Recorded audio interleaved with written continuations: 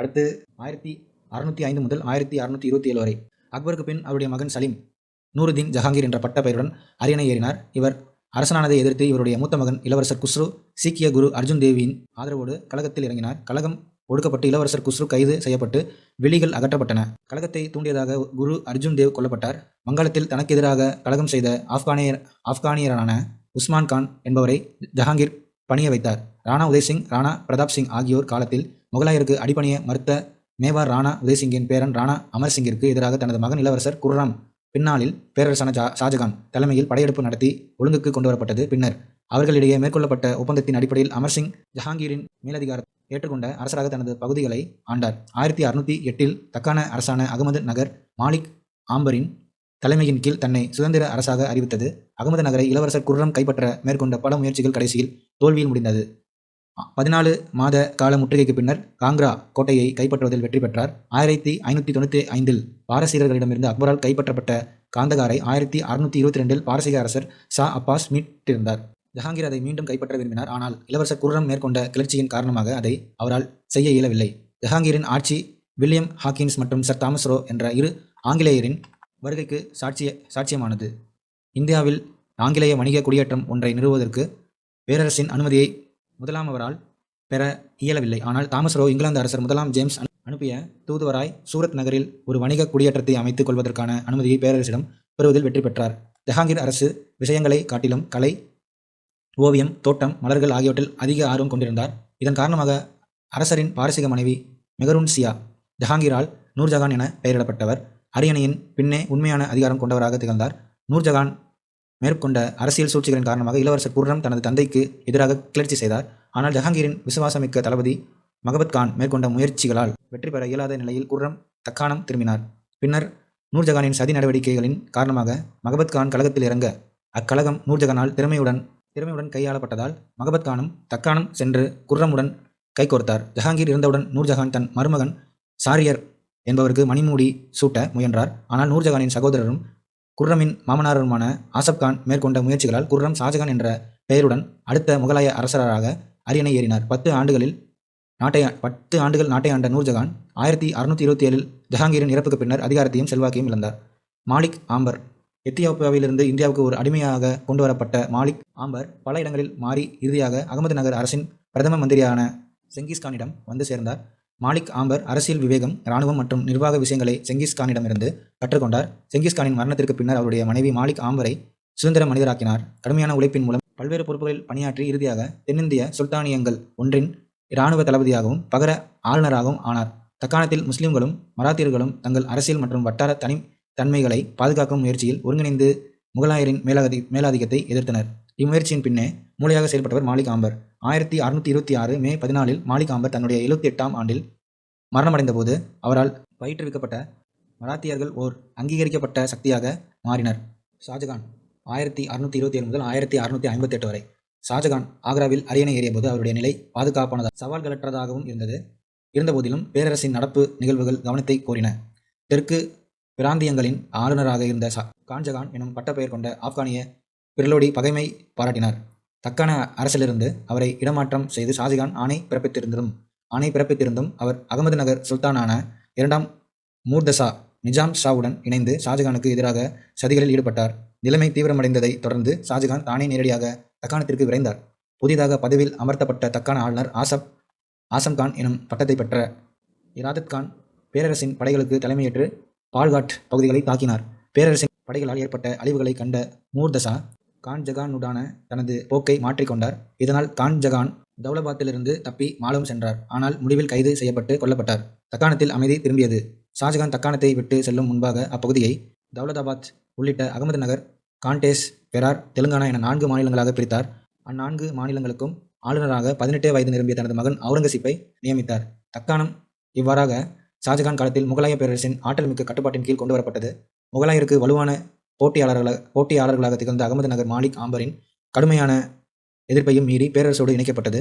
1636 ஷாஜகான் மகபத் கானின் உதவியோடு அகமது நகரின் நிஜாம் ஷாஹி அரசர்களை பணிய செய்தார். ஷியா பிரிவை சேர்ந்த கோல்கொண்டாவின் சுல்தான் தன் அமைச்சர் மீர் ஜும்லாவை சிறையில் அடைத்ததை காரணம் காட்டி அவுரங்கசீப் கோல்கொண்டாவின் மீது படையெடுத்தார்.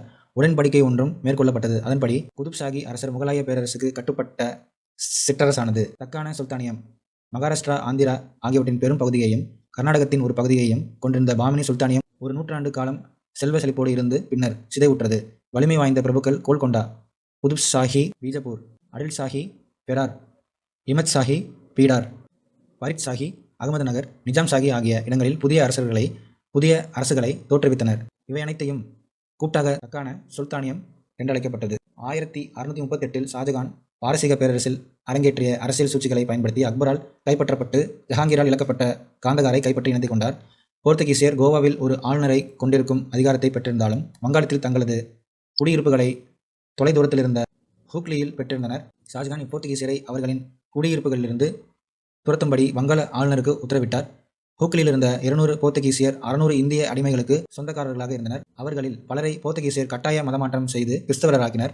மேலும் கோவாவில் இருந்த போர்த்துகீசியர் தங்களை பாதுகாத்துக் கொள்வதில் வீரமாக போராடினாலும் முகலாய படைகளால் எளிதாக தோற்கடிக்கப்பட்டனர்.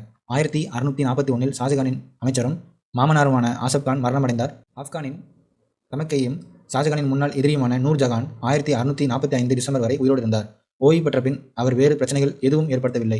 முகலாயர் காலத்து ஐரோப்பிய குடியேற்றங்கள். போர்த்துகீசியர் 1510 அல்புகர் பீஜப்பூர் சுல்தானிடமிருந்து கோவாவை கைப்பற்றி அதை கீழ்த்திசை போர்த்துகீசிய பேரரசின் தலைநகராக்கினர். தொடர்ந்து மேற்கு கடற்கரையில் டாமன், சால்செட், பம்பாய் ஆகிய இடங்களிலும் கிழக்கு கடற்கரையில் சென்னைக்கு அருகே சாந்தோம், வங்காளத்தில் ஹூக்ளி ஆகிய இடங்களிலும் போர்த்துகீசியர் குடியேற்றங்கள் உருவாக்கப்பட்டன. டச்சுக்காரர்கள் மசூலிப்பட்டினம் 1605, பூலிகாட், பழவேற்காடு 1610, சூரத் 1616, விமிலிப்பட்டினம் 1641, காரைக்கால் 1645, சின்சுரா 1653, காசிம் பஜார், பாராநகர், பாட்னா, பாலசோர், நாகப்பட்டினம் அனைத்தும் 1658, கொச்சி 1663 ஆகிய இடங்களில் தங்களது வணிக நிலங்களை ஏற்படுத்தினர். டேனியர் டென்மார்க் நாட்டினரும் இந்தியாவில் வணிக குடியிருப்புகளை ஏற்படுத்தினர். தமிழ்நாட்டில் தரங்கம்பாடியில் 1620 குடியேற்றத்தை நிறுவினர். வங்காளத்தில் செராம்பூர் அவர்களின் தலைமையிடமாக இருந்தது. பிரெஞ்சுக்காரர் சூரத் 1668, மசூலிப்பட்டினம் 1669, அப்போது சிறு கிராமமாக இருந்த புதுச்சேரி 1673, வங்காளத்தின் சந்தன் நகர் 1690 ஆகியவை பிரெஞ்சுக்காரரின் தொடக்ககால குடியேற்றங்களாகும். பின்னர் மலபாரில் உள்ள மாஹி, சோழமண்டல கடற்கரையில் ஏனாம் இரண்டும் 1725, காரைக்கால் 1739 ஆகியவற்றை கைப்பற்றினர். ஆங்கிலேயர் முதலில் கம்பெனி சூரத்தில் ஒரு வணிக சாவடி நிறுவியது. 1612 அங்கு ஒரு வணிக நிறுவனம் அல்லது பண்டகசாலை அமைக்கப்பட்டது. பின்னர் சென்னை 1639, பம்பாய் 1668, கல்கத்தா 1690 ஆகியவற்றை பெற்றது. கம்பெனி பல வணிக குடியேற்றங்களை பெற்றிருந்தாலும் கல்கத்தா வில்லியம் கோட்டையையும், சென்னை புனித ஜார்ஜ் கோட்டையையும், பம்பாயில் உள்ள மாளிகைகளையும் ஆங்கிலேயரின் மிக முக்கியமான வணிக குடியேற்றங்களாகும். பிரான்ஸ் அரசன் 14ஆம் லூயியின் சமகாலத்து அரசனான ஷாஜகான் 30 ஆண்டுகள் ஆட்சி புரிந்தார்.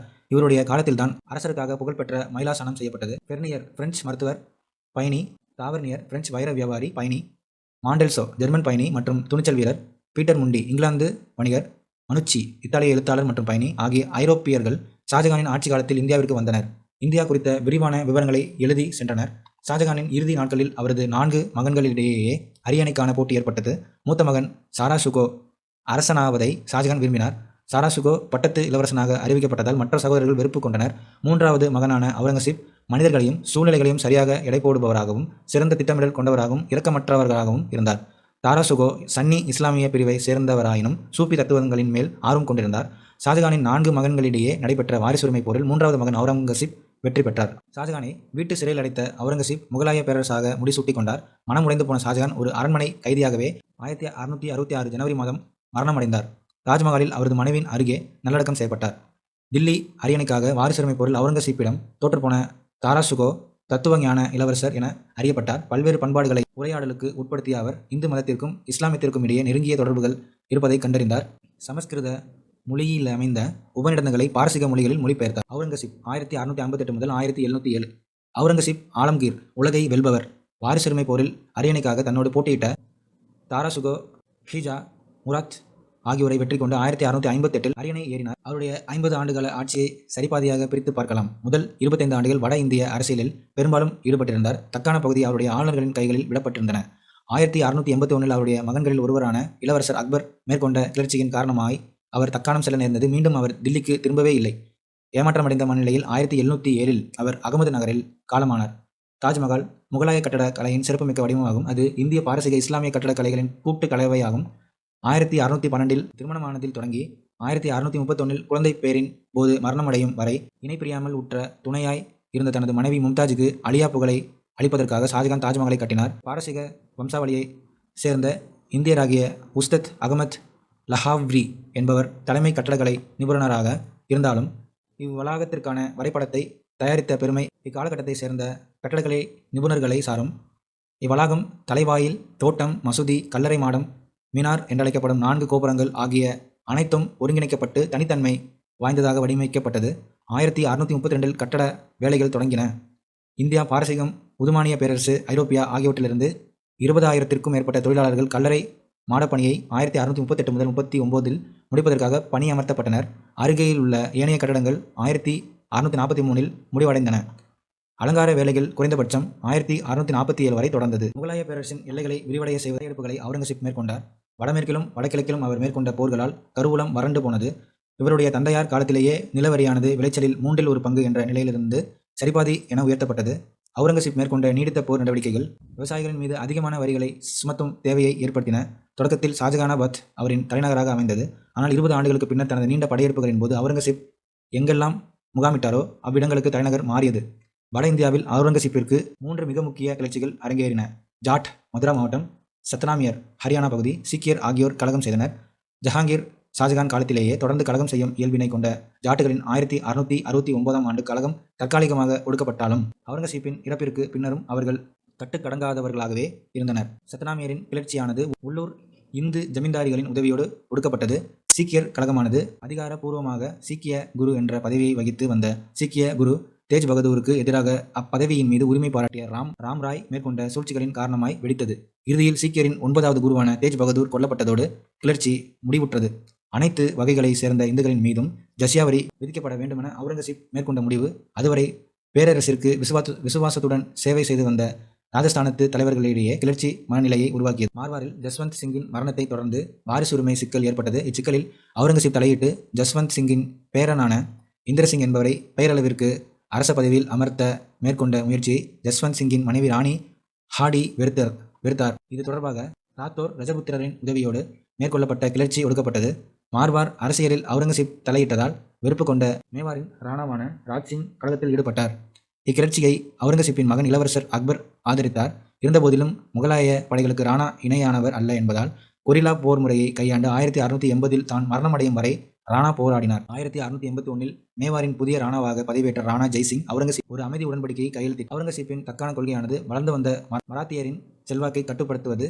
சியா பிரிவை சேர்ந்த தக்கான சுல்தானியங்களான கோல்கொண்டா, பீஜப்பூர் ஆகியவற்றின் கிளர்ச்சி போக்கிற்கு அணை போடுவது, தக்காணத்தை புகலிடமாக கொண்ட தனது மகன் இளவரசர் அக்பரின் கிளர்ச்சிகளை ஒடுக்குவது ஆகியவற்றை நோக்கமாய் கொண்டிருந்தது. அவுரங்கசீப் 1682இல் தக்காணம் வந்தார். 1707இல் தனது மரணம் வரை தக்காணத்திலேயே தங்கியிருந்தார். பீஜப்பூரின் அடில்ஷாஹி வம்சத்தை சேர்ந்த சுல்தான் சிக்கந்தர் அடில்ஷா அவுரங்கசீப்பின் பல படையெடுப்புகளை எதிர்த்து நின்றார். அவுரங்கசீப் 1685இல் தனது மகன் ஆசம் ஷாவை அனுப்பி வைத்ததில் பயனேதும் இல்லை. பின்னர் மற்றொரு மகன் ஷா ஆலமை பிஜப்பூரை கைப்பற்ற அனுப்பி வைத்தார். ஷியா முஸ்லிமான பிஜப்பூர் சுல்தான் திறமையுடன் கோட்டையை பாதுகாத்தார். ஆனால் அவுரங்கசீப்பே நேரடியாக போர்க்களத்தில் இறங்கி இறுதி வரை போரிடும்படி தனது படைகளுக்கு உற்சாகம் அளித்ததால் பிஜப்பூர் சுல்தான் தோல்வியடைந்தார். கோல்கொண்டா சுல்தான் அப்துல் ஹாசன் 1687இல் தோற்கடிக்கப்பட்டு கோல்கொண்டா கைப்பற்றப்பட்டது. கோல்கும்பாஸ் 1480 முதல் 1686 வரை ஆட்சி செலுத்திய அடில்ஷாஹி மரபின் தலைநகர் பீஜப்பூர், அதாவது விஜயபுரா. இது கண்கவர் கட்டடங்களையும் மசூதிகளையும் தன்னகத்தை கொண்டது. இவ்வம்சத்தின் 7வது ஆட்சியாளரான முகமது அடில்ஷாவின் 1627 முதல் 1656 விடுக்கான கல்லறையே கோல் கும்பாஸ் வட்ட வடிவ குவிமாடம் ஆகும். அடில்ஷா இதனை தனது வாழ்நாளிலேயே இது அடர் சாம்பல் நிற கற்களால் கட்டப்பட்டு மேற்பூச்சி பூசி அலங்கரிக்கப்பட்டுள்ளது. இதன் வெளிப்புறம் சாதாரணமாயும் ஆனால் அழகுறவும் அமைக்கப்பட்டுள்ளது. கட்டடத்தின் 4 வெளிமூலைகளிலும் எண்கோண கவிஞை மாடம் உள்ளது. ஒவ்வொரு கவிஞை மாடமும் 7 அடுக்குகளையும் ஒவ்வொரு அடுக்குகளுக்கும் பல சாளரங்களையும் கொண்டு பார்ப்போரை கவர்ந்திழுக்கும் வண்ணம் அமைந்துள்ளது. ரோமின் புனித பீட்டர் தேவாலயத்திற்கு அடுத்து உலகின் 2வது பெரிய குவிமாடம் இதுவே ஆகும். இதன் உட்சுவரின் நீளம் 135 அடி, உயரம் 178 அடி. இங்கு சற்று உயர்த்தப்பட்ட மேடையில் முகமது அடில்ஷா, அவர் மனைவி அருஸ் பீபி, அவர் மகள், பேரனின் பிரிய மனைவி ரம்பா ஆகிய 5வரின் கல்லறைகள் உள்ளன. அவுரங்கசீப்போட பேரரசு இந்த பிங்க் கலரில் இருக்கிறது. மராத்தியருக்கு எதிராக அவுரங்கசீப்பின் நடவடிக்கைகள். சிவாஜியின் தலைமையில் மராத்தியர்கள் அவுரங்கசீப்புக்கு ஒரு அச்சுறுத்தலாகவே இருந்தனர். அவுரங்கசீப் தனது 2 முக்கிய தளபதிகளான சைஸ்டகான், ஜெய்சிங் ஆகியோரை ஒருவருக்கு பின் ஒருவராக சிவாஜியை கைது செய்ய அனுப்பி வைத்தார்.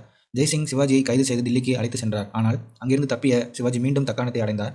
சிவாஜி கொரில்லா போர் முறையை பின்பற்றி 1680இல் 53வது வயதில் தான் மரணமடையும் வரை முகலாய படைகளை எதிர்த்து போர் செய்தார். சிவாஜியின் மகன்களும் தொடர்ந்து எதிர்த்து 1707 அவுரங்கசீப் மரணமடையும் வரை அவரை பெரும் சோதனைக்கு உள்ளாக்கினர். 1707 அவுரங்கசீப் காலமானது இந்திய வரலாற்றில் ஒரு முக்கிய திருப்பு முனையாகும்.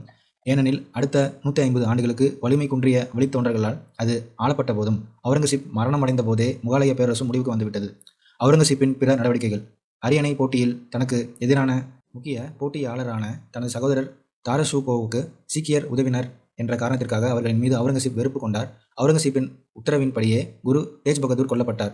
இந்நிலையில் ரஜபுத்திர அரசர்கள் தங்களை சுதந்திர அரசுகளாக பிரகடனம் செய்து கொண்டனர். இவர்களுக்கு எதிராக அவுரங்கசீப்பின் மகனான இளவரசர் அக்பரின் தலைமையில் பெரும் படை ஒன்று அனுப்பப்பட்டது. மகனுடைய துரோக குணத்தை ஒருவேளை அறிந்திராமலே அவுரங்கசீப் இந்த முடிவை எடுத்திருக்கலாம். எப்படி இருந்த போதிலும் இளவரசர் தன்னை முகலாய பேரரசராக பிரகடனம் செய்து கொண்டார். தொடர்ந்து மேற்கொள்ளப்பட்ட நடவடிக்கைகள் அவரை தக்காணத்திற்கு துரத்தின. அங்கு அவர் சிவாஜியின் மகன் சம்பாஜியின் உதவியை பெற்றார். அவுரங்கசீப் நேரடியாக களத்தில் இறங்கவே பாரசீகத்திற்கு தப்பி சென்ற இளவரசர் அக்பர் அங்கிருந்து திரும்பவே இல்லை. 1689 சம்பாஜி கைது செய்யப்பட்டு கொல்லப்பட்டார். பீஜப்பூர், கோல்கொண்டா சுல்தானியங்கள் முற்றிலுமாக சரணடையும் அளவுக்கு தள்ளப்பட்டன. அவுரங்கசீப்பின் ஆட்சிக்கு இறுதி பகுதியில் பேரரசு சிதைவடைய தொடங்கியது. அவுரங்கசீப்பின் இறப்புக்கு பின் தோன்றிய அரசுகளால் பேரரசின் சிதைவு விரைவுபடுத்தப்பட்டது. பேரரசு எளிதில் கையாள முடியாத அளவிற்கு விரிந்தது. பேரரசின் தொலைதூர பகுதிகளை மேலாண்மை செய்யக்கூடிய அளவுக்கு போதுமான நம்பிக்கைக்குரிய நபர்களை அவுரங்கசீப் பெற்றிருக்கவில்லை. அவருடைய அரசியல் எதிரிகள் பலர் முகலாயர் ஆதிக்கத்தை மீறி சுதந்திர அரசுகளாக பிரகடனம் செய்தனர். தக்கான விவகாரங்களில் அவுரங்கசீப் தன்னை முழுமையாக ஈடுபடுத்தி கொண்டது பேரரசின் ஏனைய பகுதிகளில் தோன்றிய எதிர்ப்புகளை எதிர்கொள்ள விடாமல் அவரை தடுத்தது. அவுரங்கசீப் மரணமடைந்த சிறிது காலத்திலேயே இந்திய அரசியலில் முகலாய பேரரசு ஒரு ஆற்றல்மிக்க சக்தியாக இல்லாமல் மறைந்தது. அவுரங்கசீப் ஜிசியா வரியை மீண்டும் விதித்தார். புதிய கோவில்கள் கட்டப்பட கூடாதெனவும் ஆணைகள் பிறப்பித்தார். ஆனால் பழைய கோவில்களில் பழுது நீக்கும் பணிகள் அனுமதிக்கப்பட்டன. இந்நடவடிக்கைகள் அவருடைய மத நம்பிக்கைகளில் மட்டும் வேர்கொண்டு இருக்கவில்லை, மாறாக அரசியல் நிர்பந்தங்களிலும் அவை வேர்கொண்டிருந்தன. ஆனால் ஒரு உண்மையான முஸ்லீமாக வழக்கமாக விதிக்கப்படும் நிலவரிக்கு மேலாக வசூலிக்கப்பட்ட அப்பாவ் எனும் வரி வசூலை அது ஷரியத் சட்டத்தால் ஏற்றுக்கொள்ளப்படவில்லை என்ற காரணத்திற்காக நிறுத்தினார். அதை போலவே கோவில்கள் தொடர்பான அவருடைய சட்டங்களும் பழமையானவை. இச்சட்டங்கள் அரசியல் பகைமை இருந்த பகுதிகளில் மட்டும் நடைமுறையில் இருந்தன. எனவே அங்கே அரசியல் பகைமை இல்லாமல் கீழ்ப்படியும் நிலையில் இருந்ததோ அங்கெல்லாம் கோவில்கள் கட்டுவதற்கு அவுரங்கசீப் கொடைகளை அளித்துள்ளார். ஷாஜகானுடைய ஆட்சி காலத்தை காட்டிலும் அவுரங்கசீப்பின் ஆட்சி காலத்தில் இந்து அதிகாரிகள் அதிகமான எண்ணிக்கையில் அரசு நிர்வாகத்தில் பணியாற்றினர் என்பது இவ்விடத்தில் குறிப்பிட்டு சொல்லப்பட வேண்டிய செய்தியாகும். முகலாயர் கால சமுதாயம். இந்திய மக்கள் தொகை 16ஆம் நூற்றாண்டில் 15 கோடியாகவும் 18ஆம் நூற்றாண்டில் 20 கோடியாகவும் இருந்திருக்கலாம் என மதிப்பீடு செய்யப்படுகிறது. நிலப்பரப்பின் பெரும்பகுதி காடுகளாக இருந்ததால் வேளாண்மை நிலங்கள் அளவில் குறைவாகவே இருந்திருக்க வேண்டும். சமூகத்தின் மிக முக்கிய தொழில் வேளாண்மை என்பதால் சமூக அமைப்பில் கிராம சமூகமே முதன்மை நிறுவனமாகும். கிராமத்தின் இயல்புகள், உட்கூறுகள், ஆட்சி முறைகள் ஆகியவற்றில் இடத்திற்கிடம் வேறுபாடுகள் இருந்தபோதிலும் கிராம நிர்வாகத்தில் சில பொதுத்தன்மைகள் இருந்தன. முக்காடம் என்றழைக்கப்பட்ட கிராம தலைவர்கள் கிராமத்தின் நிர்வாக உறுப்பான பஞ்சாயத்து என்ற அமைப்பினை உருவாக்கினர். கிராம அளவில் வரிகளை வசூலிப்பதும் அவை தொடர்பான கணக்குகளை பராமரிப்பதும் இப்பஞ்சாயத்தின் பொறுப்பாகும். பயன்பாட்டிற்கு கொண்டுவரப்படாத நிலங்களை கிராம கைவினைஞர்கள், கடைநிலை ஊழியர்கள், சேவை செய்வோர் ஆகியோருக்கு அவர்கள் செய்யும் சேவைகளுக்கு கைமாறாக அப்பஞ்சாயத்து வழங்கியது. சமூகத்தின் நடுத்தர வர்க்கமானது சிறிய மன்சப்தாரிகள், சிறு கடைகள் வைத்திருப்போர், ஹக்கீம், மருத்துவர்கள், இசைக்கலைஞர்கள், ஏனைய கலைஞர்கள், முகலாய நிர்வாகத்தின் கீழ்நிலை அலுவலர்கள் ஆகியோரை கொண்டிருந்தது. ஊதியம் பெறும் ஒரு வர்க்கமும் இருந்தது. இவர்கள் மதாத்-இ-மாஷ் எனப்பட்ட மானியத்தை முகலாய பேரரசிடமிருந்தும் உள்ளூர் ஆட்சியாளர்கள், ஜமீன்தார்கள் ஆகியோரிடமிருந்தும் பெற்றனர். இவர்கள் கிராமத்து மேன்மக்களின் ஒரு பகுதியாக மாறி கிராமத்தையும் நகரத்தையும் இணைக்கின்ற கன்னிகளாய் இருந்தனர். தில்லி, ஆக்ரா, பதேப்பூர், சிக்ரி, லாகூர், அகமது நகர், டாக்கா, முல்தான் ஆகியன பேரரசின் முக்கியமான நகரங்களாகும். அவை சமகால ஐரோப்பிய நகரங்களான லண்டன், பாரிஸ் போன்றவற்றிற்கு இணையாக கருதத்தக்க நிலையில் இருந்தன. சிறப்பு உரிமைகளையும் தனி சலுகைகளையும் பெற்றிருந்த வர்க்கத்தாரருக்கும் அவற்றை பெற்றிராத வர்க்கத்தாரருக்கும் இடையே வாழ்க்கை தரத்திலேயே சமத்துவமின்மை தெளிவாக தெரிந்தது. சமூகத்தின் அடிமட்டத்தில் இருந்த மக்களில் ஆண்கள் லங்கோடு எனப்பட்ட கோவணத்தையும், பெண்கள் சேலைகளையும் அணிந்தனர். ஏழை மக்கள் மண் வீடுகளில் வசித்தனர். அவர்களுடைய உணவு கோதுமை, சப்பாத்தி, பருப்புகள், காய்கறி ஆகியன. முகலாய சமூகத்தில் உரிமைகளையும் சலுகைகளையும் பெற்றிருந்த ஜமீன்தாரிகளையும் பிரபுக்களையும் கொண்டிருந்த வர்க்கம் ஆடம்பரமான வாழ்க்கையை வாழ்ந்தனர். மன்சப்தாரிகளான பிரபுக்கள் ஜாகிர்களை, நில மானியங்களை தங்கள் தகுதிக்கேற்ற ஊதியமாக பெற்றிருந்தனர். இவர்கள் அடக்குமுறை, சுரண்டும் இயல்புகளை கொண்டிருந்தனர். பிரபுக்கள் அதிக எண்ணிக்கையிலான பணியாளர்களையும், குதிரைகளையும், யானைகளையும் மற்றவற்றையும் பெற்றிருந்தனர். அவர்கள் கனிமரங்களை கொண்ட தோட்டங்களையும் நீரோடைகளையும் கொண்டிருந்த அழகிய வீடுகளிலும் வசித்தனர். நேர்த்தியான ஆடைகளை அணிந்திருந்தனர். ஆதிக்க இனங்களையும் சாதிகளையும் சேர்ந்த ஜமீன்தாரிகள் ஆயுதம் ஏந்திய படைகளோடு நிலத்தின் மீதும் விவசாயிகளின் மீதும் ஆதிக்கம் செலுத்தக்கூடிய சலுகைகளை பெற்றவர்களாய் விளங்கினர். அபுல் பாசல் தன்னுடைய ஐனி அக்பரியில் ஜமீன்தாரிகள் ஆவதற்கான தகுதிகளுடைய சாதிகளை பட்டியலிடுகிறார். பெரும்பாலும் இந்து மேல் சாதிகளை சேர்ந்தோரும் ரஜபுத்திரர்களும் ஜமீன்தாரிகளாக இருந்தனர். சில பகுதிகளில் முஸ்லிம்களும் ஜமீன்தாரிகளாக இருந்துள்ளனர். ஜமீன்தாரிகள் குத்தகை பணத்தை முறையாய் முறையாக செலுத்த தவறிய விவசாயிகளை நிலத்தை விட்டு வெளியேற்றும் உரிமையை பெற்றிருந்தனர். முகலாய சமூக கட்டமைப்பில் பிரபுக்களாக அங்கம் வகித்தவர்களில் பெரும்பாலானோர் மத்திய ஆசியா மற்றும் ஈரானிலிருந்து வந்தவர்களாவர். ஆப்கானியர், இந்திய முஸ்லிம்கள், ஷெய்க் சதாஸ் என்று அழைக்கப்பட்டனர். ரஜபுத்திரர்கள், மராத்தியர் ஆகியோரும் பிரபுக்கள் என்னும் சமூக மேன்மை நிலையை பெற்றிருந்தனர். அக்பருடைய ஆட்சி காலத்தில் 15 விழுக்காடுக்கும் மேற்பட்ட பிரபுக்கள் ரஜபுத்திரர்கள் என கணக்கிடப்பட்டுள்ளது. ராஜா தோடர்மால், ராஜா மான்சிங், ராஜா பீர்பால் ஆகியோர் அக்பர் காலத்தில் புகழ்பெற்ற பிரபுக்களாவர். ரஜபுத்திரர்கள் அரசு நிர்வாகத்தில் இருந்த பல்வேறு பணியிடங்களுக்கு காயஸ்தர், கத்ரி சமூகத்தை சேர்ந்தவர்களை நியமித்தனர். ஜஹாங்கீர், ஷாஜகான், அவுரங்கசீப் ஆகியோர் மராத்தியரை பிரபுக்களாக நியமித்தனர். எடுத்துக்காட்டாக சிவாஜியின் தந்தை ஷாஜி சில காலம் ஷாஜகானிடம் பணியாற்றினார். வாழ்க்கையில் மேம்பாடு அடைவதற்கான வாய்ப்புகள் இந்தியாவில் அதிகம் இருந்ததால் மத்திய ஆசியாவிலிருந்து தொடர்ந்து புலம்பெயர்தல் நடைபெற்றது. இப்புலம்பெயர்தல் பல்வகைப்பட்ட கூறுகள் ஒருங்கிணைவதற்கு வழிவகுத்தது. பண்பாட்டிற்கு செழுமை சேர்த்தது. பிரபுக்கள் இன அடிப்படையில் பிரிந்திருந்தாலும் அவர்கள் கூட்டிணைந்த வர்க்கமாக பாரசீக, இந்திய ஓவியர்களையும் இசைக்கலைஞர்களையும் ஆதரித்ததன் மூலம் ஒரு சமரசம் சார்ந்த பண்பாட்டை முன்னெடுத்தனர். சாதிமுறை ஒரு மேலாதிக்க நிறுவனமாக இருந்தது. கீழ்நிலை சாதிகள் அதிகமான ஒடுக்குமுறைக்கு உள்ளாயினர். சமூக பாகுபாடுகளுக்கு எதிராக பக்தி இயக்கம் புரட்சி கொடியை உயர்த்தினாலும் வாய்ப்புகள் மறுக்கப்பட்ட வறுமையில் வாடிய நிலமற்ற விவசாயிகள் கட்டாய உழைப்புக்கு உட்படுத்தப்பட்டனர். மரபு வழி சொத்துகளில் பங்கு பெறுவதற்கு குறைந்தபட்ச உரிமையே பெண்களுக்கு இருந்தது. உயர் சாதி பெண்களிடையில் விதவை மறுமணம் தடை செய்யப்பட்டிருந்தது. அன்றாட வீட்டு வேலைகளோடு பெண்கள் நூல் நூற்றனர். வேளாண் பணிகளிலும் உதவி செய்தனர். முகலாய நிர்வாகம் மேல்சாதி சமூகங்களிடையே நிலவிய உடன்கட்டை ஏறும் பழக்கத்தை நிறுத்த முயற்சிகளை மேற்கொண்டது. முஸ்லிம் மணப்பெண்கள் திருமணத்தின் போது மகர் எனும் பணப்பரிசை மணமகளுக்கு கட்டாயம் தர வேண்டிய பணம் பெறுவதற்கு உரிமை பெற்றிருந்தனர். மேலும் பரம்பரை சொத்துகளில் குடும்பத்தில் உள்ள ஆண்களுக்கு சமமாக இல்லாவிட்டாலும் பெண்களுக்கு ஓரளவு பங்கு பெறும் உரிமையை பெற்றிருந்தனர். பொருளாதாரம் முகலாய பொருளாதாரம் காடு சார்ந்த வேளாண் பொருளாதாரமாகும். காடுகள் கைவினை தொழிலாளர்களுக்கு தேவையான கச்சா பொருட்களை வழங்கியது. தச்சர், கப்பல் கட்டுவோர், மேல்பூச்சு சாயம் தயாரிப்போர் ஆகியோருக்கு தேவையான மரங்களை காடுகள் ஈந்தன. நூல் நூற்போருக்கு, நெசவு செய்வோருக்கும் கச்சா பட்டினை வழங்கியது. இரும்பு சுரங்க பணியாளர்களுக்கும் உலோகங்களை உருவாக்குவோருக்கும் தேவைப்பட்ட மரக்கரியை கொடுத்தது. ஆகவே உற்பத்தியாளர்களுக்கும் காடுகளுக்குமான உறவு மிக நெருக்கமாக இருந்தது. கிராமப்புறங்களில் பல்வகைப்பட்ட பிரிவுகளை சேர்ந்த மக்கள் வேளாண்மையில் ஈடுபட்டிருந்தனர். வேளாண்மையே பொருளாதாரத்தின் அடித்தளம். சொத்துக்கள் வைத்துக்கொள்ள உரிமை மறுக்கப்பட்ட நிலமற்ற ஏழை விவசாயிகள் மக்கள் தொகையில் ஏறத்தாழ கால் பங்கிருந்தனர். ஜமீன்தாரிகளும் கிராம தலைவர்களும் ஏராளமான நிலங்களை கொண்டிருந்தனர். அவற்றில் பணி செய்ய வேலையாட்கள் அமர்த்தப்பட்டு அவர்களுக்கான ஊதியம் பணமாகவோ பொருளாகவோ வழங்கப்பட்டது. கிணற்று நீர் பாசனமே முக்கிய பாசன முறையாக இருந்தது. ரபி, காரி ஆகிய இரு வேளாண் பருவங்களில் பயிர் செய்யப்பட்ட பயிர் வகைகளை ஐனி அக்பர் பட்டியலிடுகிறது. புகையிலையும் மக்காச்சோளமும் 17ஆம் நூற்றாண்டில் அறிமுகமாயின. அதற்கு பின்னரே மிளகாயும் வேர்க்கடலையும் அறிமுகமாயின. அன்னாச்சி பழம் 16ஆம் நூற்றாண்டில் அறிமுகமானது. ஒட்டுமுறையில் பல மாம்பழ ரகங்களை போர்த்துகீசியர் வளர்த்தார்கள். உருளைக்கிழங்கு, தக்காளி, கொய்யா ஆகியவை பின்னர் வந்தன. அவுரி மற்றும் ஒரு முகலாயர் கால முக்கிய வணிக பயிராகும். பட்டு உற்பத்தி வங்காளத்தில் பிரமிப்பூட்டும் வளர்ச்சியை பெற்று உலக சந்தைக்கு அதிகமான பட்டு துணியை அனுப்பி வைக்கும் தலைமை பட்டு உற்பத்தி மையமாயிற்று. விவசாயிகள் நிலவரியை செலுத்துவதற்கு கட்டாயப்படுத்தப்பட்டதால் அவர்கள் தங்கள் உபரியை சந்தையில் விற்றாக வேண்டியிருந்தது. முகலாய ஆளும் வர்க்கத்தாருக்கும் நிலவரியே மிக முக்கியமான வருவாயாகும். அது விளைச்சலில் கிடைக்கும் ஒரு பங்காகும். அரசு நிர்வாகம் நிலத்தின் உற்பத்தி திறனை மதிப்பிட்டு நிலத்தை அளவை செய்து மொத்த அளவை அடிப்படையாக கொண்டு வரியை நிர்ணயம் செய்தது. அக்பர் ஜப்தி முறையை தோடர் மாலால் அறிமுகம் செய்யப்பட்ட முறை பிரகடனம் செய்தார். நிலத்தின் அளவு, விளைவிக்கப்பட்ட பயிர் ஆகியவற்றின் அடிப்படையில் விவசாயி பணமாக செலுத்த வேண்டிய வரி நிர்ணயிக்கப்பட்டது. பல்வேறு பகுதிகளைச் சேர்ந்த விவசாயிகள் ஒவ்வொரு ஆண்டும் செலுத்த வேண்டிய வரிகள் தொடர்பான விவரங்களை கொண்ட அட்டவணைகள் தஸ்தர் என அழைக்கப்பட்டன. நகர்ப்புற பொருளாதாரம் கைவினை தொழில் கூடங்களை சார்ந்திருந்தது. பஞ்சடித்து பட்டை இடுபவர், நூல் நூற்போர், நெய்வோர், சாயமேற்றுவோர், அச்சு பதிப்போர், சலவை செய்வோர் என அதிக எண்ணிக்கையிலான மக்களை பருத்தி இலை தொழிற்கூடங்கள் பணிகளில் அமர்த்தி கொண்டன. இரும்பு, தாமிர, வைரச் சுரங்கங்கள் அமைத்தல், துப்பாக்கி தயாரித்தல் போன்றவை ஏனைய முக்கிய தொழில்களாகும். கற்கானா என்னும் தொழிற்கூடங்களில் விலையுயர்ந்த கைவினைப் பொருட்கள் உற்பத்தி செய்யப்பட்டன. அரச குடும்பங்களுக்கு தேவையான பொருட்களை அரண்மனை சார்ந்த கற்கானாக்கள் உற்பத்தி செய்தன. கைவினை கலைஞர்கள் உற்பத்தி செய்த ஆடம்பர பொருட்களை வர்த்தகர்கள் உள்ளூர் மற்றும் தொலைதூர சந்தைகளுக்கு அனுப்பி வைத்தனர். வர்த்தகமும் வாணிகமும் நாட்டின் அரசியல் ஒருங்கிணைப்பும் திறமை மிக்க சட்டம் ஒழுங்கு பராமரிப்பும் சுறுசுறுப்பான வர்த்தகத்தையும் வாணிகத்தையும் உறுதிப்படுத்தின. உபரியானது நாட்டின் பல்வேறு பகுதிகளுக்கு ஆறுகளின் வழியாகவும் மாட்டு வண்டிகளிலும் ஒட்டக வண்டிகளிலும் சாலை வழியாகவும் கொண்டு செல்லப்பட்டன. பஞ்சாரா எனும் நாடோடி வணிக இனக்குழு பெருமளவிலான பொருட்களை தொலைதூர பகுதிகளுக்கு கொண்டு செல்லும் நிபுணத்துவம் பெற்றிருந்தது. அரிசி, சர்க்கரை, மஸ்லின் பட்டு, உணவு தானியம் ஆகியவற்றை ஏற்றுமதி செய்வதில் வங்காளம் முக்கிய மையமாக திகழ்ந்தது.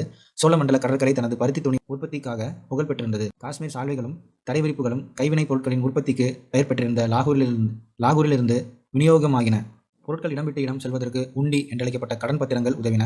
ஒருங்கிணைக்கப்பட்டிருந்த சராய்கள், ஓய்வு விடுதிகள் வணிகர்களின் பயணங்களை ஊக்குவித்தன. இந்து, முஸ்லிம், சமணம் போன்ற அனைத்து மதங்களையும் சார்ந்த வணிகர்கள் இருந்தனர். குஜராத்தை சேர்ந்த போரா முஸ்லிம்கள், ரஜபுஜனத்து மார்வாரிகள், சோழமண்டல கடற்கரையை சார்ந்த செட்டியார்கள், மலபார் முஸ்லிம்கள் ஆகியோர் புகழ்பெற்ற வணிக சமூகத்தினர் ஆவர். மேற்கு ஆசிய, ஐரோப்பிய நாடுகள் ஆகியவற்றுடனான வணிகத்தை ஐரோப்பியரே கட்டுப்படுத்தினர். இந்திய வணிகர்களின் பங்கேற்பை அவர்கள் கட்டுப்படுத்தினர். மேலும் பெரும் அளவிலான வளங்களையும் மிக பெரும் இராணுவத்தையும் கொண்டிருந்த போதிலும் முகலாய அரசு ஒரு கடற்படையை கொண்ட சக்தியாக இல்லை. தாங்கள் ஒரு பலம் பொருந்திய கடற்படை சகாப்தத்தில் வாழ்கிறோம் என்பதை அவர்கள் உணரவில்லை. முகலாய பேரரசின் வீழ்ச்சிக்கு இதுவும் ஒரு காரணமாகும். ஐரோப்பியர்கள் நறுமணப் பொருட்கள், சாயங்கள், வங்காளப்பட்டு, மஸ்லின், சொரசொரப்பான அச்சிடப்பட்ட துணி, பளபளப்பான பருத்தி துணி ஆகியவற்றை இங்கும் கொள்முதல் செய்தனர். இதற்கு மாறாக இந்தியா பெருமளவில் தங்கத்தையும் வெள்ளியையும் இறக்குமதி செய்தது. முகலாயரின் வெள்ளி நாணய முறை வெள்ளிக்கான தேவையை அதிகரித்தது.